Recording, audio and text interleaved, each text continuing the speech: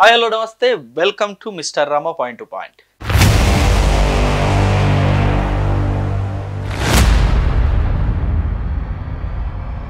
So మొత్తానికి మన Telugu audience అందరూ మొత్తం ఏకమైపోయి బాయ్కాట్ కాంతారా చాప్టర్ 1 అనే ఒక ట్రెండ్ని స్టార్ట్ చేశారు. ట్రెండ్ని సో దీనికి ప్రధాన కారణాలు ఉన్నాయి, అనేక కారణాలు ఉన్నాయి. అసలు ఎందుకు మన తెలుగు ఆడియన్స్ కాంతారాని బాయ్కాట్ చేస్తున్నారనే అంశం మీద అనేక కారణాలు. దాని మీద ప్రస్తుతం ఈ వీడియోలో మనం డిస్కస్ చేద్దాం. ముందుగా ఈ అంశం మీద మీ అభిప్రాయాన్ని కూడా డెఫినెట్గా కింద కామెంట్ రూపంలో తెలియజేయండి. కాంతారా సినిమాని మన తెలుగు ఆడియన్స్ బ్యాన్ చేయడం కరెక్టా కాదా అనే అంశాన్ని కూడా మీరు డెఫినెట్గా కింద మీ అభిప్రాయాన్ని కామెంట్ రూపంలో మెన్షన్ చేయండి. అలాగే నా ఛానల్ని మీరు ఇంకా సబ్స్క్రైబ్ చేయని వాళ్ళు ఉంటే డెఫినెట్గా సబ్స్క్రైబ్ చేసుకోండి. ఇక వివరాల్లోకి వెళ్ళిపోదాం. జనరల్గా మనం చూస్తూనే ఉన్నాం, ప్రతి తెలుగు సినిమా, ఏ తెలుగు సినిమా అయినా సరే కర్ణాటకలో రిలీజ్ అయితే చాలు, ముఖ్యంగా బెంగళూరు లాంటి సిటీలో అసలు ఏదో ఒక రకంగా కాంట్రవర్సీ క్రియేట్ చేస్తూ ఉంటారు. అక్కడ తెలుగులో ఫ్లెక్సీలు కట్టారని చెప్పేసి మొన్న ఆ మధ్య కాలంలో హరిహర వీరమల్లు సినిమా అప్పుడు పెద్ద గొడవ చేశారు, ఆ ఫ్లెక్సీలన్నీ చించేశారు. మొన్న ఓజీ టైంలో డీజే సెలబ్రేషన్ చేస్తూ ఉంటే దాన్ని అడ్డుకొని ఆ డీజే బాక్సులన్నీ కూడా ధ్వంసం చేశారు. ఓజీ సినిమాని మేము కంప్లీట్గా బ్యాన్ చేస్తున్నామని చెప్పేసి కూడా అక్కడ కొన్ని సంఘాలు ప్రకటించాయి. ఈ రెండు సినిమాలే అనుకుంటే ఇది వరకు కూడా RRR సినిమా అప్పుడు కూడా ఇలాగే జరిగింది. అప్పుడు కూడా అంతే, ఇదే ఇష్యూ, ఇదే గొడవ. సో RRR కంటే ముందు అనేక సినిమాల విషయంలో కూడా ప్రతిసారి ఇదే తంతు, ఇదే గొడవ నడుస్తుంది. మన సినిమాలేమో అక్కడ రిలీజ్ చేయడం, వాళ్ళు ఏదో ఒక రకంగా దాన్ని బాయ్కాట్ చేయడం, ఏదో కాంట్రవర్సీ క్రియేట్ చేయడం, తెలుగులో ఫ్లెక్సీలు ఉందని చెప్పి మొత్తం ఆ ఫ్లెక్సీలన్నీ చింపేయడం, లేకపోతే డీజే సంబరాలు చేస్తున్నారని చెప్పేసి అడ్డుకొని ఆ డీజే బాక్సులన్నీ పగలగొట్టడం, ఏదో ఒక రకంగా మన తెలుగు సినిమాల్ని వాళ్ళు ప్రతిసారి ఇబ్బంది పెడుతూనే ఉన్నారు.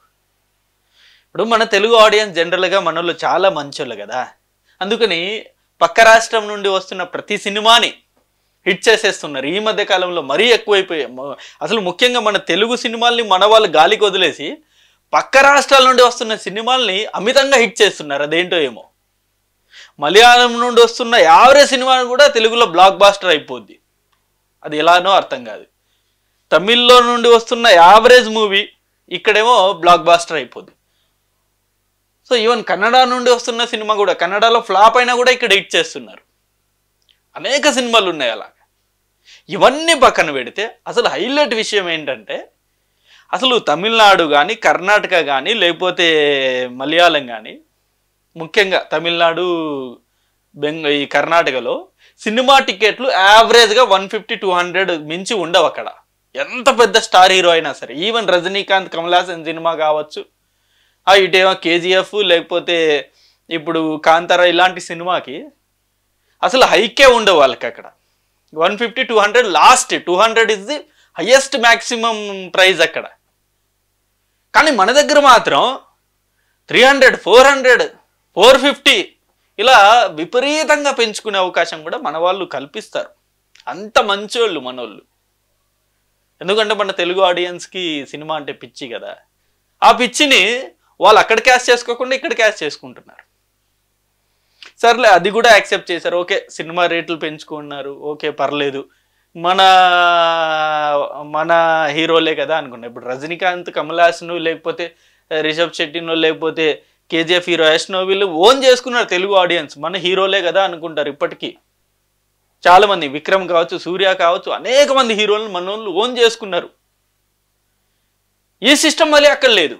మన ఏ ఒక్క హీరోని వాళ్ళు అసలు దరిదాపుల్లో కూడా రానిరు, అసలు యాక్సెప్ట్ కూడా చేయరు.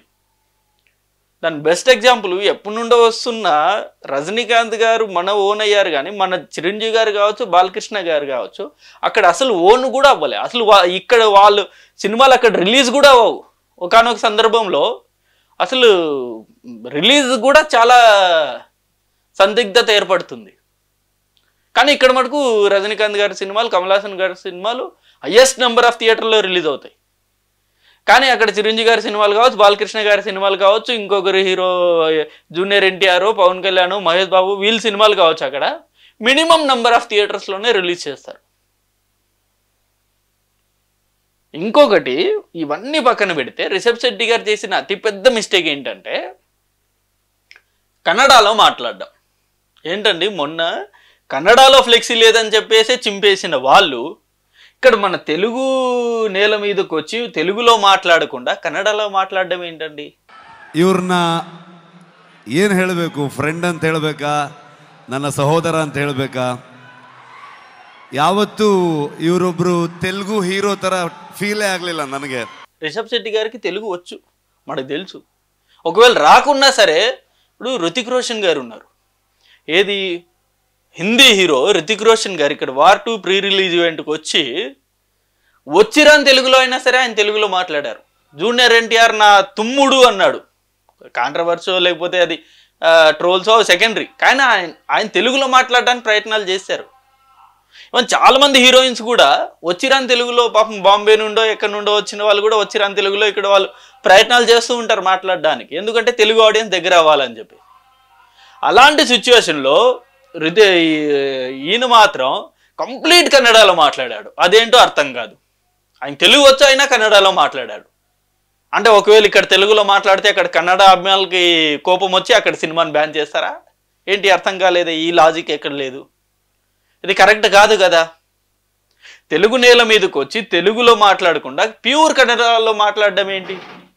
ఇప్పుడు అదే అంశాన్ని ఇప్పుడు మన వాళ్ళు రైజ్ చేస్తున్నారు. మన తెలుగు ఆడియన్స్కి కోపం వచ్చిన విషయం ఇదే. మీకు తెలుగు నుండి కలెక్షన్లు కావాలి, తెలుగు నుండి మీకు మంచి ఫేమ్ కావాలి, ఓపెనింగ్స్ రావాలి, ఇన్ని జరగాలి, కానీ తెలుగులో మాట్లాడరు. తెలుగు ఆడియన్స్ని ఓ రకంగా కించపరిచే విధంగానే వీళ్ళు వాళ్ళ లాంగ్వేజ్లో మాట్లాడతారు.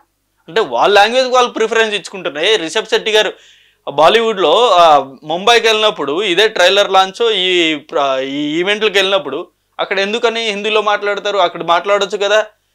ఏది వీళ్ళు కన్నడలో, లేకపోతే తమిళనాడుకి వెళ్ళి అక్కడ తమిళ్ ఎందుకు మాట్లాడతారు? అక్కడ కూడా కన్నడలో మాట్లాడొచ్చు కదా. అక్కడ మాత్రం లాంగ్వేజ్ బారియర్స్ ఉండవు. తెలుగులో వచ్చేసరికి ఇక లాంగ్వేజ్ బారియర్స్. ఇక్కడ తెలుగు ఆడియన్స్ని మొత్తం కించపరిచేలాగా వాళ్ళు ఓన్ లాంగ్వేజ్లో మాట్లాడుకోవడం, ఇలాంటివి చేస్తే తెలుగు ఆడియన్స్లో అతిపెద్ద మైనస్గా మిగిలిపోతారు వాళ్ళు. ఇప్పుడు చూడు, కాంతారా సినిమాని బ్యాన్ చేసే దిశగా వచ్చారు. ఆల్రెడీ ఆడియన్స్లో కూడా అది వెళ్ళిపోయింది. ఆ మెసేజ్ అనేది క్లియర్ కట్గా జనాల్లో వెళ్ళిపోయింది. కాంతారా సినిమాని మనం చూడకూడదు అని చెప్పి. ఇప్పుడు ట్రైలరు కొంత డిసప్పాయింట్ కలిగించింది. ఉన్న హైప్కి రిలీజ్ చేసిన ట్రైలర్ అసలు పొంతనే లేదు. అయినా సరే కాంతారా సినిమా మీద కొంత హైప్ ఉంది కాబట్టి చూసేవాళ్ళు కూడా ఓకే దసరా సీజను డెఫినెట్గా చూస్తారనుకున్నాం. బట్ మొన్న జరిగిన ఇన్సిడెంట్ తోటి అవి కూడా ఓపెనింగ్స్ వచ్చే అవకాశాలు అయితే దాదాపుగా ఉండకపోవచ్చు.